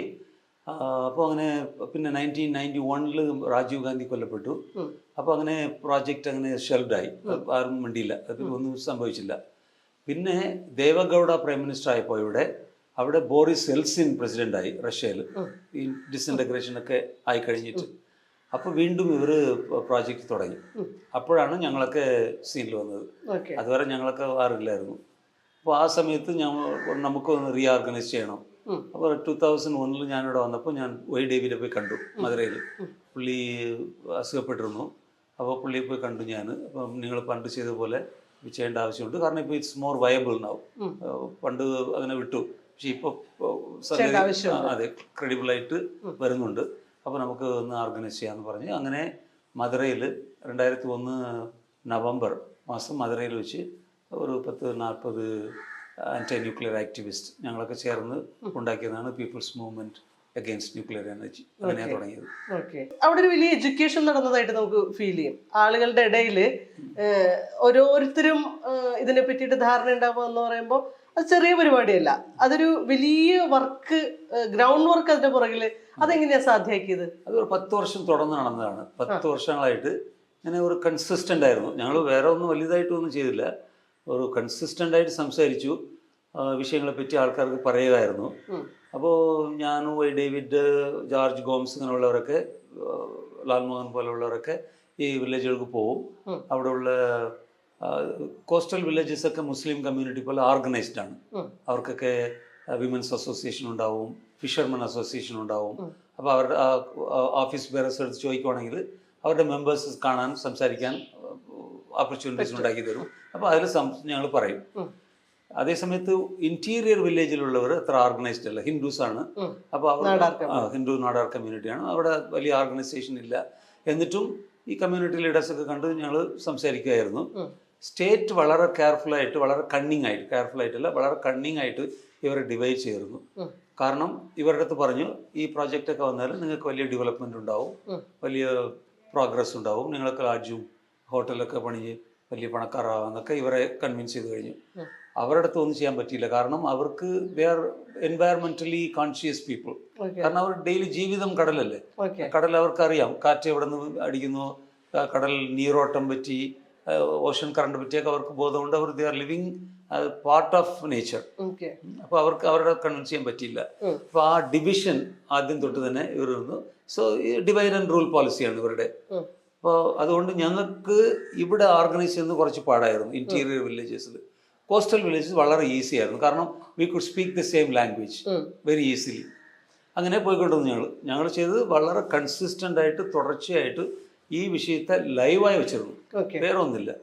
ഈ 2011 മാർച്ചിൽ ഫുക്കുഷിമ ആക്സിഡന്റ് കഴിഞ്ഞിട്ട് ഞങ്ങൾ ഒരു വലിയ സമരം, ഒരു hunger strike, 1 day token hunger strike അറിയിച്ചിരുന്നു കുടംകുളത്ത്. വെറും 200 പേർ മാത്രമാണ് വന്നത് അതിന്. ഞങ്ങളൊക്കെ കുറച്ച് ഡിസപ്പോയിൻറ്റഡ് ആയി, കാരണം ഇത്ര വലിയ ഒരു ആക്സിഡന്റ് സംഭവിച്ചു കഴിഞ്ഞിട്ടും വെറും 200 പേർ മാത്രം വരുന്നു. അവിടെ കുടംകുളത്തിൻ്റെ പോപ്പുലേഷൻ തന്നെ 20,000 ആൾക്കാരൊക്കെ ഉണ്ട്. പിന്നെ അടുത്തുള്ള ഇടിന്തക്കരയിൽ 12,000. ഇത്ര 1000 ആൾക്കാർ ഇരുന്നിട്ടും വെറും 200 പേർ മാത്രമാണ് ഈ സമരത്തിന് വരുന്നതെങ്കിൽ വി വർ ഫ്രസ്ട്രേറ്റഡ്, ഡിസപ്പോയിൻറ്റഡ്. പക്ഷേ പ്ലാൻഡ് ഹോട്ട് റൺ തുടങ്ങിക്കഴിഞ്ഞപ്പോൾ അവിടെയുള്ള വിഷയങ്ങളൊക്കെ മനസ്സിലായി കഴിഞ്ഞിട്ട് ആൾക്കാരുടെ ഒട്ടി വന്നു. അപ്പോഴാണ് അവർ നമ്മൾ വിളിക്കുന്നു. അവർക്കറിയാം ഇവരൊക്കെ കൺസിസ്റ്റൻ്റ് ആയിട്ട് വന്നവരാണ്, സംസാരിക്കുന്നവരാണ്. അപ്പോൾ they know what they are speaking. അപ്പോൾ അവരൊക്കെ വിളിച്ചിങ്ങനെ ഫോണിലും മറ്റൊരു വിളിച്ച് പിന്നെ ഞങ്ങളൊക്കെ പോയി ചേർന്നതാണ്. അങ്ങനെയാണ് സമരം തുടങ്ങിയത് ഞങ്ങളല്ല, ആൾക്കാരാണ്. നേരത്തെ പറഞ്ഞില്ലേ വിഭജിക്കാനുള്ള ശ്രമം നടന്നു, അത് സമരത്തിന്റെ അവസാനം വരെയും പലതരത്തില് ഭിന്നിപ്പിക്കാനുള്ള സംഗതികൾ നടന്നിട്ടുണ്ട്. അതിന് പലതും ഉപയോഗിച്ചിട്ടുണ്ട് അല്ലേ, മതവും ജാതി, പിന്നെ വയലൻസ് ഉപയോഗിക്കാനുള്ള ശ്രമം നടന്നിട്ടുണ്ട്, സ്ത്രീകളെ ഉപയോഗിച്ചിട്ട് അല്ലേ, അങ്ങനെ പലതരത്തിലുള്ള. അതിനെയൊക്കെ എങ്ങനെയാണ് സർവൈവ് ചെയ്തത്? അത് ജാതിയും മതവും വലിയ ആയുധങ്ങളായിരുന്നു അവർക്ക്. പക്ഷേ ഞങ്ങളെ വളരെ ഈസി ആയിട്ട് ഓവർകം ചെയ്തു. കാരണം സ്ട്രഗിൾ കമ്മിറ്റിയിൽ മറ്റവരൊക്കെ എല്ലാ മതങ്ങളിലുള്ളവരുണ്ടായിരുന്നു. ഇപ്പോൾ ഇടിന്തക്കരയിൽ കോസ്റ്റൽ വില്ലേജ് 100% കാത്തലിക്സ് ആണ്, ഇന്റീരിയർ വില്ലേജിലുള്ളവർക്ക് ഹിന്ദുസ് ആണ്. അപ്പോൾ എല്ലാവരും ചേർന്ന് ഒന്നായി. കാരണം ആൾക്കാർക്ക് ഈ ജാതി മതമൊക്കെ സ്റ്റേറ്റ് വലുതാക്കി എടുക്കുന്ന വിഷയങ്ങളാണ്. ആൾക്കാർ അവരുടെ പ്രൈവറ്റ് ലൈഫിൽ പ്രാക്ടീസ് ചെയ്യുമായിരിക്കും, പിന്നെ റോട്ടിൽ വരുമ്പോൾ അതൊന്നും ശ്രദ്ധിക്കത്തില്ല. പക്ഷെ സ്റ്റേറ്റ് അങ്ങനെയല്ല. സ്റ്റേറ്റ് വളരെ ഡെലിബറേറ്റ് പറഞ്ഞുകൊണ്ടിരിക്കും, ഉപയോഗിക്കും. അതുപോലെ ജാതി, ഞങ്ങൾ ഇടിന്തക്കര വില്ലേജിലായിരുന്നു. 100% ഫിഷിംഗ് കമ്മ്യൂണിറ്റിയാണ്. ഞാൻ ആ കമ്മ്യൂണിറ്റിയിൽ പെട്ടവനല്ല. ഞങ്ങൾ കാത്തലിക്സ് അല്ല, ഞങ്ങൾ മീൻപിടുത്തക്കാരല്ല. പക്ഷെ അവർക്ക് അതൊന്നും പ്രശ്നമല്ല. Are you serious about the issue, honest ആയിട്ടിരിക്കുന്നോ, ആൾക്കാർക്ക് ലോയലായിട്ടിരിക്കുന്നത് മാത്രമാണ് അവർ നോക്കിയത്. അങ്ങനെ we could earn their trust. വളരെ കമ്മിറ്റഡ് ആയിട്ട്, സിൻസിയറായിട്ട് അവർ ചെയ്യുന്നു. വേറെ ഇതിൽ അൾട്ടീരിയർ മോട്ടീവ്സ് ഒന്നും തന്നെ ഇല്ല. അപ്പോൾ അത് അവർക്ക് മനസ്സിലായി. So they started protecting us. അങ്ങനെ തുടങ്ങിയതാണ്. നമ്മുടെ സമരം ഒരു വലിയ ഒരു റെവല്യൂഷണറി ആസ്പെക്ട്സ് ഉണ്ടായിരുന്നു. കാരണം ഈ കോസ്റ്റൽ കമ്മ്യൂണിറ്റിക്കും ഈ അടുത്തുള്ള ഈ ഇന്റേണൽ ആ കമ്മ്യൂണിറ്റിക്കും ഒരുപാട് സ്കർമിഷസ് ഉണ്ടാവും, പ്രശ്നങ്ങളുണ്ടാവും. കാരണം അവരുടെ പ്രോപ്പർട്ടി കോൺസെപ്റ്റ്, അവർ ഒരു കടലിനകത്ത് പോവും, അവർ കിട്ടുന്നത് എടുത്തുകൊണ്ട് വരും. ഒരു ഒരു ഒരു പ്രൈവറ്റ് പ്രോപ്പർട്ടി എന്നുള്ള ബോധം അവിടെ അത്ര സ്ട്രോങ് അല്ല. ഉള്ളതാണ്, അത് കോമൺ റിസോഴ്സ്. പക്ഷേ ഇവിടെ അങ്ങനെയല്ല. ഇത് പ്രൈവറ്റ് പ്രോപ്പർട്ടി ഒരു വലിയൊരു ക്യാപിറ്റലിസ്റ്റിക് ടെൻഡൻസീസ് ഉള്ളവരാണ്. അപ്പോൾ അതുപോലെ റിലിജ്യൻ വേറെയാണ്, ജാതി വേറെയാണ്, ഇങ്ങനെയുള്ള വിഷയങ്ങളൊക്കെ ഇരിക്കുമ്പോൾ ഫ്രിക്ഷൻസ് ഓട്ടോമാറ്റിക്കായിട്ടും ഉണ്ടാവും. ഒരു മിസ്അണ്ടർസ്റ്റാൻഡിങ് ട്രഡീഷണൽ ആയിട്ടുള്ളതാണ്. പക്ഷെ അപ്പോൾ ഈ കമ്മ്യൂണിറ്റിയിലുള്ള എന്നെ പോലെയുള്ള ഫ്രണ്ട്സൊക്കെ ഞങ്ങൾ അവിടെ പോയിരുന്ന് അവരുടെ പ്രൊട്ടക്ഷനിൽ ജീവിക്കുമ്പോൾ അത് വലിയൊരു ട്രസ്റ്റ് ഉണ്ടാകുന്നു. അങ്ങനെ വളരെ ഒരു ഡീപ്പ് അണ്ടർസ്റ്റാൻഡിങ് ഉണ്ടാക്കുന്ന ഒരു ആസ്പെക്റ്റ് ഉണ്ടായിരുന്നു. അതുപോലെ സ്ട്രഗിൾ കമ്മിറ്റിയിൽ ഞങ്ങൾ സ്ത്രീകളുണ്ടായിരുന്നു. ഞങ്ങൾ സ്ത്രീകളാണ് നമ്മൾ മുമ്പിൽ നിർത്തിയത്, സ്ത്രീകളെയാണ്. അതെ, കാരണം ഇത് നമ്മുടെ ട്രഡീഷണൽ കമ്മ്യൂണിറ്റീസിലൊക്കെ സ്ത്രീകൾക്ക് റോളില്ലല്ലോ. ഈ വില്ലേജ് കമ്മിറ്റിയിൽ സ്ത്രീകൾ കാണത്തില്ല, വില്ലേജിലൊരു ഡിസിഷൻ മേക്കിങ്ങിൽ സ്ത്രീകളെ ഇടപെടത്തില്ല, അതെ, ഇൻക്ലൂഡ് ചെയ്യത്തില്ല. അതുപോലെ ഈ വരി എന്ന് പറയും ഇവിടെ, അതായത് കോൺട്രിബ്യൂഷൻ, സ്ത്രീ നടത്തുന്ന കോൺട്രിബ്യൂഷൻ മേടിക്കത്തില്ല, ആണുങ്ങൾക്ക് മാത്രമാണ്. അങ്ങനെ ഒരുപാട് ഡിസ്ക്രിമിനേഷനുണ്ട്. അതൊക്കെ ഞങ്ങൾ കളയാൻ പറ്റി. അതുപോലെ ഡൊമസ്റ്റിക് വയലൻസ്, ആൽക്കഹോളിസം ഒരു വലിയ ഇഷ്യൂ ആണ്. ഈ സമരം തുടങ്ങിക്കഴിഞ്ഞപ്പോൾ ലേഡീസൊക്കെ സമരത്തിന് വരും. രാവിലെ 6 മണി 7 മണിക്ക് ഇവിടെ വരും, പന്തലിൽ വരും. എന്നിട്ട് രാത്രി 7 മണിക്കാണ് വീട്ടിൽ പോകുന്നത്. അപ്പോൾ അവിടെയുള്ള ആണുങ്ങളാണ് കുക്കിംഗ്. ഒരുപാട് പേർ പറയായിരുന്നു, എൻ്റെ ഹസ്ബൻഡ് കിച്ചണിനകത്ത് കയറിയിട്ടേ ഇല്ല ഇതുവരെ, പക്ഷെ ഇപ്പോൾ പുള്ളി കുക്ക് ചെയ്യുന്നു. അതുപോലെ ഡൊമസ്റ്റിക് വയലൻസ് വളരെ കുറഞ്ഞു, അല്ലെങ്കിൽ ചില ഇടത്തിൽ ഇല്ലാതായിരുന്നു. കാരണം സ്ത്രീകളെ പറ്റിയുള്ള ഒരു അഭിമാനം ഉണ്ടായിരുന്നു, മാറി. അതുപോലെ സമര പന്തലിൽ ഞങ്ങൾ ന്യൂസ് പേപ്പറൊക്കെ മേടിച്ചിടുമായിരുന്നു. സ്ത്രീകൾ അതുവരെയുള്ള ഈ സീരിയൽ കണ്ടുകൊണ്ടിരുന്നവരൊക്കെ പത്രം വായിക്കാൻ തുടങ്ങി, ന്യൂസ് കാണാൻ തുടങ്ങി. അപ്പോൾ ഇന്റർനാഷണൽ വിഷയങ്ങൾ അവർക്ക് മനസ്സിലാകാൻ തുടങ്ങി. റഷ്യ ഇന്ത്യ എന്ന് പറയുന്നത് ഇന്റർനാഷണൽ ഇഷ്യൂ അല്ലേ. അപ്പോൾ അവിടെ എന്താ സംഭവിക്കുന്നത്, അമേരിക്കൻ മിനിസ്റ്റർ എന്താ പറഞ്ഞിരിക്കുന്നത് ന്യൂക്ലിയർ പവർ പറ്റി, സെൻട്രൽ മിനിസ്റ്റർ എന്താ പറയുന്നു, ഒരുപാട് പൊളിറ്റിക്കൽ ലീഡേഴ്സ് വരുമായിരുന്നു ഇടിന്തകര വില്ലേജിൽ. അപ്പോൾ അവർ പറയുന്ന വിഷയങ്ങളൊക്കെ അവർ ഗ്രഹിക്കുമായിരുന്നു. അങ്ങനെ ഒരു വലിയ ഒരു പൊളിറ്റിക്കൽ ചേഞ്ച് ഉണ്ടാകുമായിരുന്നു. ഡെമോക്രാറ്റിക് ആയിരുന്നു. ഞങ്ങളൊക്കെ വളരെ എല്ലാ തരത്തിലുള്ളവരെയും ഇൻക്ലൂഡ് ചെയ്യുമായിരുന്നു ഡെയിലി ഡിസിഷൻ മേക്കിങ്ങിൽ. അപ്പോൾ അത് അവർക്ക് ഒരു എംപവറിങ് വിഷയമായിരുന്നു. അങ്ങനെ ഒരു 3 വർഷം അവിടെ സംഭവിച്ചത് ഒരു വലിയ ഒരു എഡ്യൂക്കേഷനാണ്. അപ്പോൾ നിങ്ങൾ പറഞ്ഞ പോലെ ന്യൂക്ലിയർ പവർ പറ്റിയുള്ള വിഷയങ്ങൾ വരുന്നവരൊക്കെ മേടയിൽ സംസാരിക്കുമല്ലോ, ഞങ്ങൾ പറയും. അതിനു മുമ്പേ ഞങ്ങൾ ഗ്രൗണ്ട് വർക്ക് ചെയ്തതാണ്. എന്നിട്ടും വരുന്ന ലീഡേഴ്സ് പറയും, ഓരോരുത്തർ ഇൻഫർമേഷൻ പറയും. അങ്ങനെ എല്ലാം ഇൻകോർപ്പറേറ്റ് ചെയ്ത് കൊച്ചു പിള്ളേരൊക്കെ വളരെ ഒരു വലിയ ന്യൂക്ലിയർ എക്സ്പേർട്ട് പോലെ സംസാരിക്കാൻ തുടങ്ങി. അതാണ് അവർക്ക് മനസ്സിലാകാത്തത്. അതെങ്ങനെ. അപ്പോൾ ഞങ്ങൾ ഒരു കമ്മിറ്റി ഫോം ചെയ്തു ഗവൺമെന്റ്. ഞങ്ങൾ ഒരു 52 ചോദ്യങ്ങൾ ഒരു ലിസ്റ്റ് എടുത്ത് അവർക്ക് കൊടുത്തു, ആ കമ്മിറ്റിക്ക് കൊടുത്തു. ഞങ്ങൾ ഉണ്ടാക്കിയ ക്വസ്റ്റ്യൻസ് ആണ്. പക്ഷെ അവർക്ക് സംശയമായി, ഇത് പുറത്തുനിന്ന് എസ്പെഷ്യലി അമേരിക്കയിൽ നിന്ന് ആരോ ഇതൊക്കെ എഴുതി കൊടുത്ത് ഇവർ ചോദിക്കുന്നു. അങ്ങനെയുള്ള ഇവരുടെ വിശ്വാസം എന്താണെന്നറിയോ, ഇവർക്ക് ഒന്നും അറിയില്ല. നമ്മളൊക്കെ വളരെ ഒരു ബ്ലൈൻഡ് മാസസ്, നമുക്കൊന്നൊരു ബോധമില്ല. പക്ഷെ അവർക്ക് മനസ്സിലാകാത്തത് when an issue touches our skin, എല്ലാവർക്കും അതിനുള്ള ബോധം ഉണ്ടാവും അല്ലേ. സർവൈവൽ മെക്കാനിസമാണ്. അപ്പോൾ ഇതുപോലുള്ള കർഷകരായാലും ശരി, മീൻപിടുത്തക്കാരായാലും ശരി, they know what they want. അങ്ങനെയുള്ള ഒരു അക്സെപ്റ്റൻസ് ഇല്ല. അവരുടെ ജീവിതം പറ്റിയുള്ള വിഷയങ്ങൾ അവർക്ക് മനസ്സിലാക്കാൻ പറ്റും. അവർക്ക് ഒരു സ്റ്റാൻഡ് എടുക്കാൻ കഴിവുണ്ടെന്നുള്ളത് ഇവർ മനസ്സിലാക്കുന്നില്ല, ഈ സ്റ്റേറ്റ് എലീറ്റ്സ്. കാരണം ഇവരെല്ലാം IAS പഠിച്ചിരിക്കുന്നു, ഇവരല്ലേ വലിയ നേതാക്കൾ, ഇവരല്ലേ പുറത്തൊക്കെ. പിന്നെ അവർക്ക് സയൻസ് അറിയില്ല, ടെക്നോളജി അറിയില്ല, അവർ IAS പഠിച്ചിട്ടില്ല, അവർ ഇംഗ്ലീഷ് പറയില്ല. അങ്ങനെയുള്ള ഇതാണ് ഫണ്ടമെന്റൽ ഇഷ്യൂ. ഇതാണ് കോസ്റ്റൽ ഏരിയയിലെ ആളുകൾ എന്ന് പറയുന്നത് ഭയങ്കര വൈകാരികമാണ്. അവരോട് സംസാരിക്കുമ്പോൾ തന്നെ നമുക്ക് മനസ്സിലാവും, വൈകാരികതയിൽ ഉച്ചത്തിൽ സംസാരിക്കുന്ന മനുഷ്യരാ. അതിൽ വയലന്റ് ആയിട്ടുള്ള എലമെന്റ്സിനുള്ള സാധ്യത കൂടുതലാണ്. അങ്ങോട്ടും ഇങ്ങോട്ടും ഉള്ള സംഗതികൾ ഉണ്ടാവാം, എന്തും സംഭവിക്കാമല്ലോ. വയലൻസ് ഇല്ലാതെ കൊണ്ടുപോകുന്നതിൽ നിങ്ങളുടെ കോൺട്രിബ്യൂഷൻ എന്താ? കാരണം നിങ്ങളുടെ ഒരു background Gandhian non violent peace ഒക്കെ ആയതുകൊണ്ട് അതെങ്ങനെ സാധ്യമാക്കിയെടുത്തു? ഞങ്ങൾ ആദ്യം തന്നെ പറയുമായിരുന്നു, അതായത് നമുക്ക് വയലൻസിൽ ഇറങ്ങിക്കഴിഞ്ഞാൽ ഒറ്റ ദിവസം മാത്രം മതി അവർക്ക്. കാരണം അത് ഒരു വയലന്റ് ഇൻസ്റ്റിറ്റ്യൂഷനാണ്. അവർ വയലൻസിൽ ജനിച്ച് വയലൻസിൽ വളർന്ന് വയലൻസിൽ ജീവിക്കുന്നവരാണ്. അവരുടെ സ്റ്റേറ്റ് മെഷീനറി എന്ന് പറയുന്നത് വയലൻസ് ആണ്. അവരുടെ പോലീസും അവരുടെ ആർമിയും അവരുടെ വെപ്പൻസും എല്ലാം വയലൻസ് ആണ്. അപ്പോൾ അവർക്ക് അറിയാത്ത അവർക്ക് മനസ്സിലാകാത്ത ലാംഗ്വേജ് നമ്മൾ സംസാരിക്കണം. ഇത് നമ്മുടെ സിവിൽ സൊസൈറ്റി ലാംഗ്വേജ് പറയുന്നത് നോൺ വയലൻസ്. അപ്പോൾ അവർക്ക് ക്രിസ്ത്യൻസ് ആണ്. ഇത് ഞാൻ പറഞ്ഞില്ല മണിയില്ല, ലീഡർഷിപ്പിന്റെ പ്രശ്നമാണ് നമ്മുടെ നാട്ടിൽ. ലീഡേഴ്സ് നന്നായിട്ടിരുന്നത് ഇവരൊക്കെ റെസ്പോൺസിബിളായിട്ട് ലീഡ് ചെയ്യുവാണെങ്കിൽ ദേ വിൽ ഡെഫിനറ്റ്ലി ഫോളോ. കാരണം അവർ inherently we are peaceful people. മീൻപിടുത്തക്കാരും അവരെയും ഫിഷർ പീപ്പിൾ അങ്ങനെ തന്നെ. അവർ മോശമായിട്ടുള്ളവരൊന്നുമല്ല. അവർക്ക് ഇങ്ങനെ പഠിപ്പിക്കാൻ ഇങ്ങനെ ലീഡ് ചെയ്യാനുള്ള ആൾക്കാരില്ലാതെ പ്രശ്നമാണ്. അപ്പോൾ അവിടെ നമ്മൾ പറഞ്ഞു, നിങ്ങളൊക്കെ ക്രിസ്ത്യൻസ് ആണ്.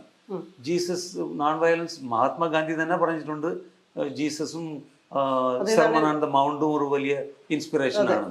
അപ്പോൾ നമ്മൾ പറഞ്ഞ് മനസ്സിലാപ്പിക്കുന്നത് വളരെ ഈസി ആയിരുന്നു ഒന്ന്.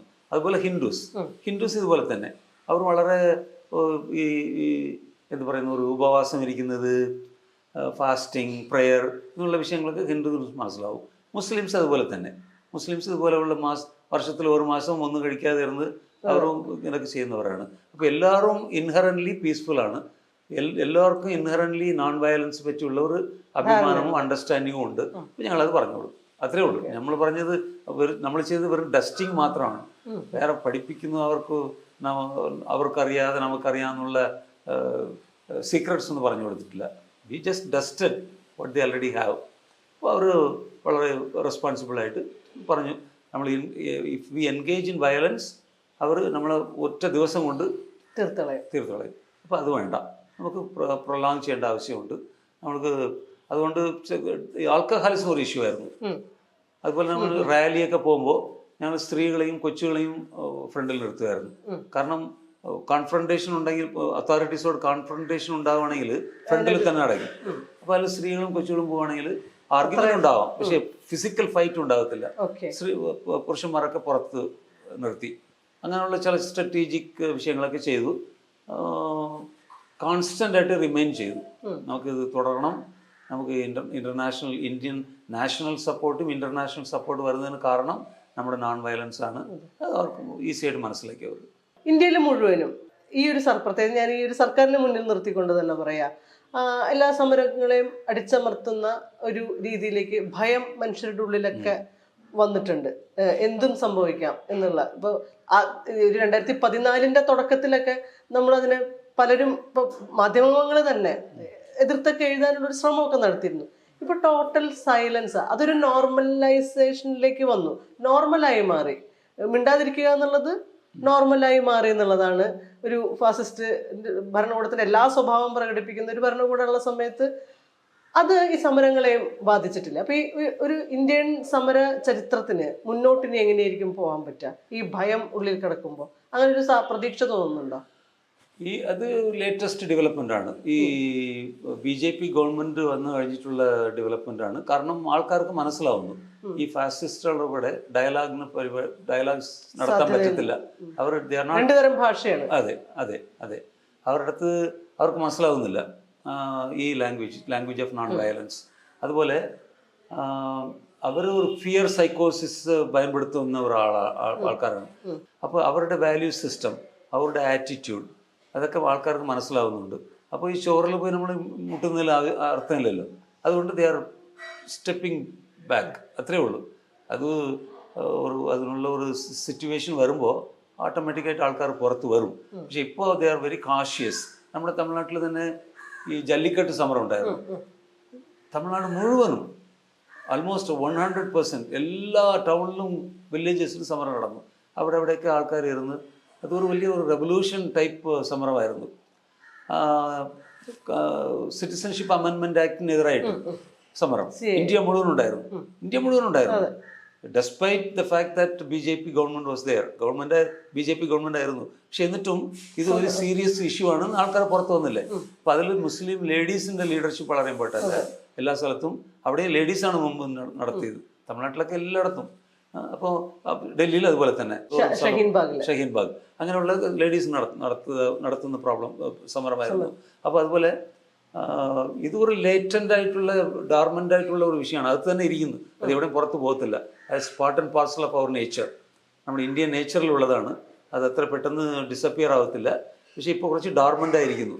അത് ഒരു ഡെലിബറേറ്റ് സ്ട്രാറ്റജി ആയിട്ടാണ് ഞാൻ കണക്കാക്കുന്നു. ആൾക്കാർക്ക് മനസ്സിലാവുന്നു ഇവരുടെ ഗവൺമെൻറ് അടുത്ത് നമുക്ക് സംസാരിക്കാൻ പറ്റത്തില്ല, ഇവർ ഫാസിസ്റ്റുകളാണ്, ഇവർക്ക് ഡെമോക്രസിയിൽ വിശ്വാസമില്ല. അപ്പോൾ നമുക്ക് കുറച്ച് will step back and watch, wait and watch എന്നുള്ള ഒരു സ്ട്രാറ്റജിയിലാണ് ഇപ്പോൾ ഇരിക്കുന്നത്. ഓക്കെ.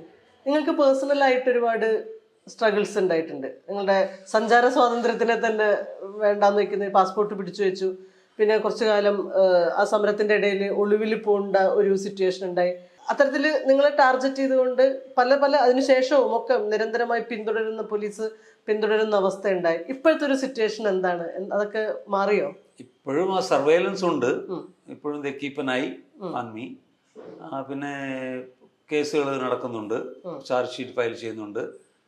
ഞാൻ ഹൈക്കോടതിയിൽ പോയി പാസ്പോർട്ട് മേടിച്ചു. എൻ്റെ മുകളിൽ ഒരു ലുക്കൗട്ട് സർക്കുലർ അവർ അറിയിച്ചിരുന്നു. അതിപ്പോൾ വീണ്ടും ഹൈക്കോടതിയിൽ പോയി അത് ഞാൻ റിമൂവ് ചെയ്തു. പക്ഷെ എന്നിട്ടും പുറത്തു പോയില്ല ഇതുവരെ. 14 വർഷമായി. ഞാൻ പുറത്തു പോയി ടീച്ച് ചെയ്യുന്ന ആളായിരുന്നു. ഇപ്പോൾ പുറത്തു പോകത്തില്ല. യൂണിവേഴ്സിറ്റികളിലൊക്കെ പഠിപ്പിച്ചിരുന്നു. അതെ, ഇപ്പോൾ ജോലിയില്ല, ഇൻകം ഇല്ല, അങ്ങനെ ഇരിക്കുന്നു. പക്ഷെ ഇനി പുറത്തു പോകാൻ സമ്മതിക്കുമെന്ന് അറിയില്ല. ഇവിടുത്തെ യൂണിവേഴ്സിറ്റികളിൽ നിന്ന് അത്തരം ഓഫേഴ്സ് ഒക്കെ വന്നിട്ടുണ്ടോ? കേരളം അല്ലാതെ വേറെ എവിടെയും എന്നെ വിളിക്കത്തില്ല. കേരളത്തിൽ മാത്രമായിരുന്നു, കേരളത്തിലുള്ള കോളേജസിൽ മാത്രമായിരുന്നു. തമിഴ്നാട്ടിൽ ചെന്നൈയിൽ ലോയോള കോളേജ് പോലെ 1-2 ക്രിസ്ത്യൻ ഇൻസ്റ്റിറ്റ്യൂഷൻസ് മാത്രം എന്നെ ക്ഷണിക്കുമായിരുന്നു. ബാക്കി എല്ലാവർക്കും പേടിയാണ്. കാരണം ഇവൻ ഒരു സ്റ്റേറ്റിൻ്റെ ടെററിസ്റ്റാണ്. അതെ, അങ്ങനെ ആരെങ്കിലും വിളിച്ചാലും ഇവർ ഉടൻ തന്നെ ക്യൂ ബ്രാഞ്ചും SBCID അങ്ങനെ ഒരുപാട് ബ്രാഞ്ചുകളില്ലേ, ഇവരൊക്കെ വിളിച്ച് അവരുടെ അടുത്ത് ആരെന്നറിയോ, എത്ര കേസുണ്ടെന്നറിയോ ഇയാൾ മുകളിൽ, ഇങ്ങനെയൊക്കെ അവർ പേടിപ്പിക്കും. കേരളത്തിൽ അത് സംഭവിച്ചില്ല. കേരളത്തിൽ ഒരുപാട് കോളേജസ് പോയായിരുന്നു കൊറോണയ്ക്ക് മുമ്പ്. സോ അങ്ങനെ ഇന്ത്യയിൽ അത്ര വലിയ ഇതല്ല പേടിക്കുന്നത്. ഇപ്പോൾ ഒരു overall sense of fear has developed India, all of India. എല്ലാവർക്കും മനസ്സിലൊരു പേടിയും ഒരു ചെറിയ റിലക്റ്റൻസും ഉണ്ട്. അപ്പോൾ നമ്മൾ നോട്ടഡ് ആവുമോ, ഇയാളുടെ കൂടെ പോയി നിൽക്കുമ്പോൾ നമുക്ക് എന്തെങ്കിലും പ്രശ്നം ഉണ്ടാവുമോ എന്നുള്ള ഒരു ഇത്. അത് ഹേറ്റ് പോളിറ്റിക്സിൻ്റെ ഇതാണ് ഇതൊക്കെ. ഹേറ്റ് പോളിറ്റിക്സ്, ആങ്കർ പോളിറ്റിക്സിൻ്റെ ദേഷ്യം, ഹേറ്റ്രഡ്, വെഹമൻസ് പ്ലസ് വയലൻസ് പിടിച്ചെടുത്ത് പോയി ജയിലിൽ കൊണ്ടിട്ടാൽ ഒന്നും ചെയ്യാൻ പറ്റത്തില്ല. എത്ര പേർ അങ്ങനെ UAPA കേസും ഇങ്ങനെയുള്ള കേസുകളൊക്കെ ഇട്ട് അകത്ത് കിടന്ന് മരിക്കുന്ന ആൾക്കാർ മരിക്കുന്നു. ഫാദർ സ്റ്റാൻ സ്വാമി, GN സായി ബാബ ഇപ്പോൾ മരിച്ചു. ഇങ്ങനെ പിന്നെ ബ്ലേറ്റൻ കില്ലിങ് നടക്കുന്നു. അവസാനം ഗൗരി ലങ്കേഷ്, ഇങ്ങനെയുള്ള വിഷയങ്ങളൊക്കെ കണ്ടിട്ട് ആൾക്കാർ എന്തിനാ വെറുതെ നമ്മൾ why do we stick our neck out, നമുക്ക് കുറച്ചിങ്ങനെ ഡോർമെൻ്റായിട്ട് ഇരിക്കാം, പറയട്ടെ എന്ന് നോക്കിക്കൊണ്ടിരിക്കുന്നു. അതുകൊണ്ട് നമ്മളും കുറച്ച് കെയർഫുള്ളായിട്ടിരിക്കേണ്ട ആവശ്യമുണ്ട് ഈ നാട്ടിലിപ്പോൾ.